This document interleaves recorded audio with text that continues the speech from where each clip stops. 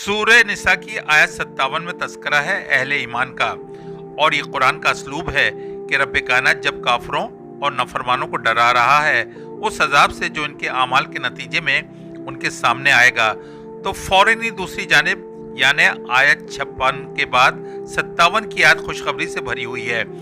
मगर किसके लिए? वो लोग जो ईमान लाए और जिन्होंने अल्लाह और रसूल सल्लल्लाहु अलैहि वसल्लम की गाइडेंस के मुताबिक अपनी तमाम जिंदगी गुजारी। कुरान मजीद में हर जगह आमाल सवाले के साथ ईमान का तस्करा फरमाकर वाज़ेह कर दिया कि ये दोनों लाजिम व मलजूम हैं, यानी ईमान के साथ आमाल सवालिया भी।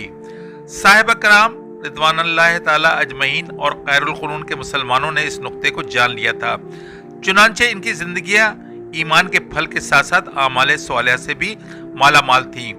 इस दौर में ईमान की दौलत के साथ बदअमली और बेअमली का तस्वुर न था।